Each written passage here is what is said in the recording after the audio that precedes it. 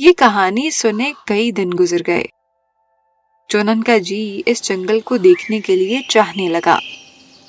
اس نے منن سے کہا، بھیا چلو جنگل چلیں، دیکھ تو لیں جنگل ہوتا کیسا ہے۔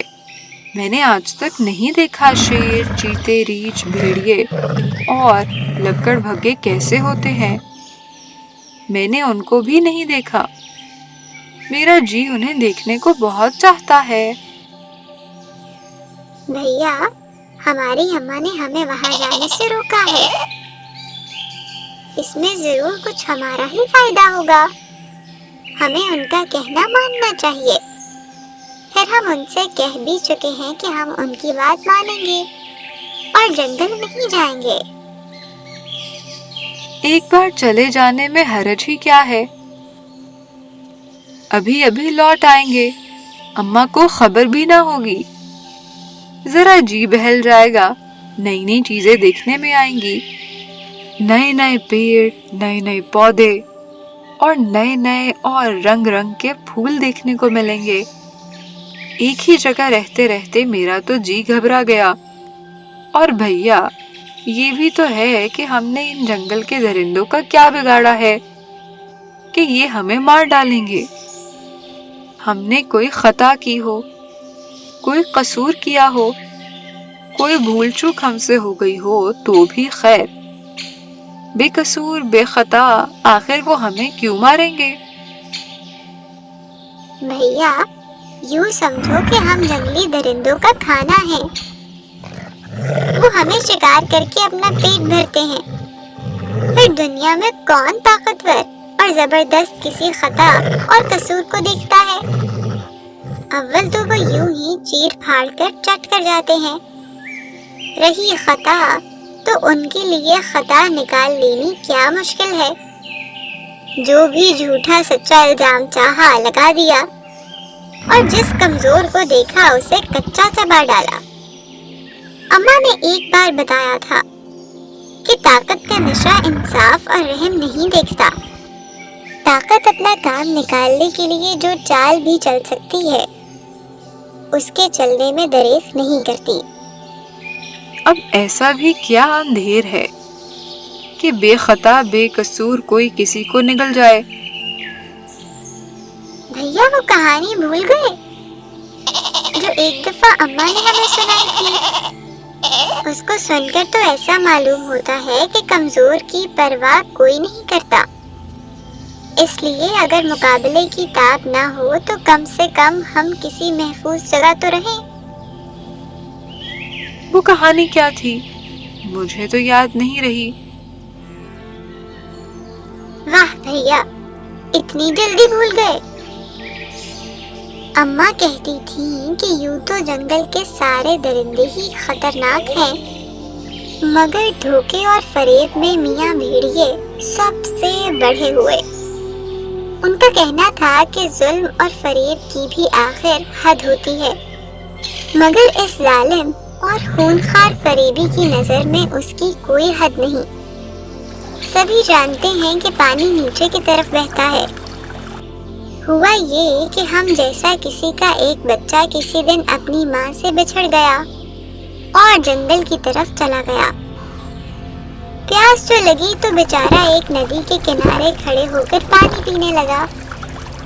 ایک بھیڑیا بھی ایک طرف اونچائی پر جہاں سے پانی بہہ کر اس کی طرف آ رہا تھا پانی پی رہا تھا۔ اچانک اس کی نظر اس بچے پر پڑ گئی۔ تھا تو وہ بچہ 1 برس سے بھی کم عمر کا، مگر کھانے کو اچھی اچھی تازہ تازہ نرم نرم گھاس کی پتیاں ملی تھیں اور ماں نے بھی اپنا دودھ خوب پلایا تھا، اس لیے خوب موٹا تازہ اور چاق چوبند ہو گیا تھا۔ بکری کے اس موٹے تازہ بچے کو دیکھ کر بھیڑیے کے منہ میں پانی بھر آیا۔ اس نے سوچا کہ کسی نہ کسی بہانے اس بچے کو چٹ کرنا چاہیے۔ پاس آ کر بولا، ابیو میمنے، تو ہمارا پانی جھوٹا کر رہا ہے، اب ہم تیرا جھوٹا پانی پئیں۔ بچے نے بھیڑیے کی صورت دیکھی، آگ کے شعلوں کی طرح اس کی آنکھوں کی چمک دیکھی، اس کے پنجوں کے تیز تیز ناخن دیکھے۔ یہ دیکھ کر تو وہ اتنا ڈر گیا کہ کاٹو تو لہو نہیں بدن میں۔ بولا، سرکار، میں بھلا یہ پانی جھوٹا کیسے کر سکتا ہوں؟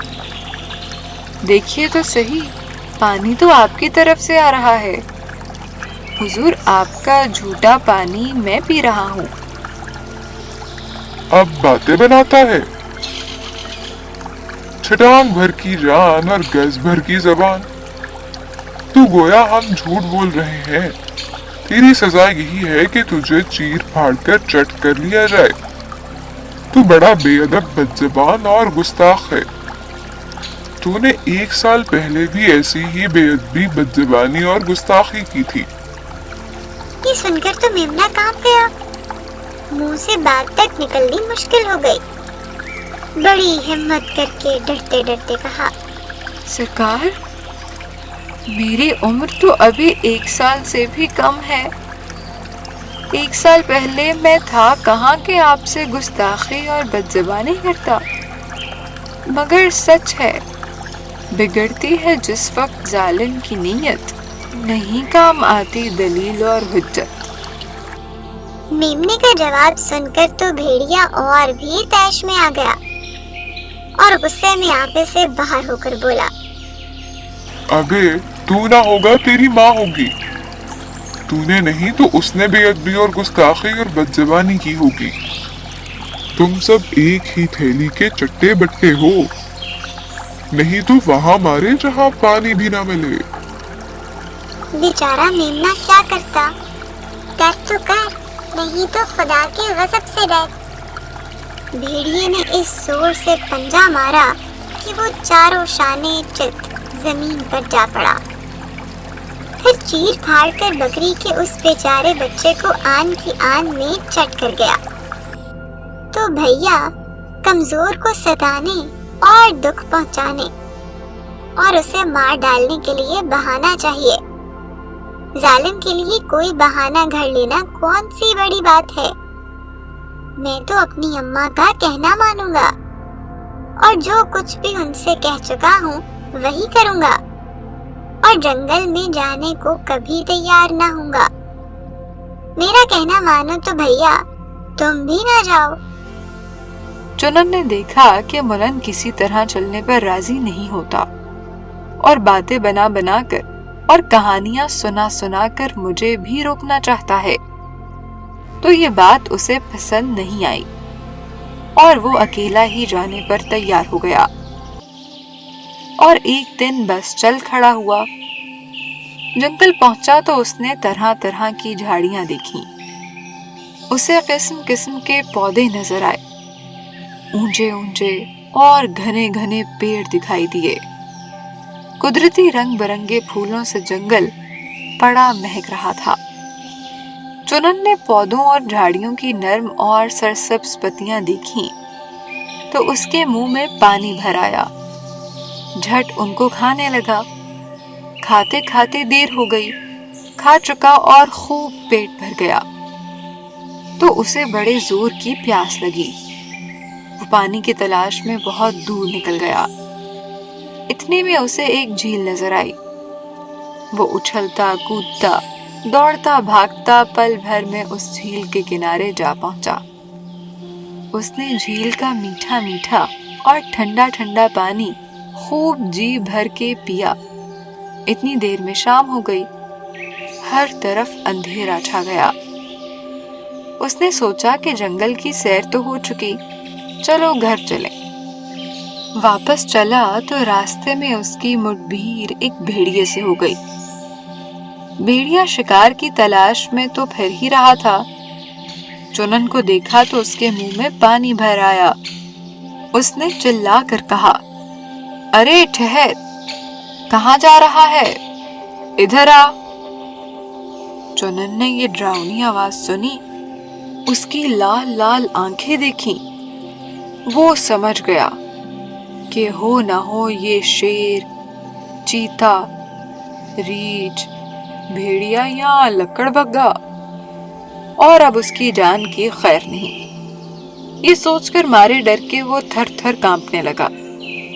उसने अपनी जान बचाने के लिए भेड़िए की बहुत खुशामद की, रोया पीटा, मगर भेड़िए को उस पर रहम नहीं आया। उसने बड़ी फुर्ती से मेमने को अपने पंजों में दबोचा और पल भर में चीर फाड़ कर खा गया और उसकी खाल और हड्डियां वहीं छोड़कर चलता बना। बहुत रात गई तक भी जब चुनन घर लौटकर ना आया तो उसकी माँ छबीली बहुत घबराई। गडरिये को भी फिक्र हुई। बस्ती में इधर देखा उधर देखा, सबसे पूछा, मगर चुनन का कुछ पता ना चला। दूसरे दिन उसने सोचा कि चलो जंगल जाकर भी देखाऊं। फिरते फिराते झील के पास गडरिये को चुनन की खाल पड़ी नजर आ गई। उसने ये खाल उठा ली और चुनन के इस तरह मरने पर हाथ मलता और अफसोस करता घर वापस आ गया। छबीली और मुनन ये खाल देखकर रोने लगे, मगर अब रोने धोने से क्या हो सकता था। रोते रोते छबीली ने मुनन से कहा, देखा बेटा, तुम्हारे भाई ने मेरा कहना नहीं माना तो इस पर क्या मुसीबत पड़ी। मुनन ने अपने दिल में इस बात का पक्का इरादा कर लिया कि मैं हमेशा अपनी माँ का कहना मानूंगा। उसने सोचा, मैं छोटा हूँ, अभी अपनी बुराई भलाई इतनी नहीं समझ सकता जितनी मेरी अम्मा समझती हैं।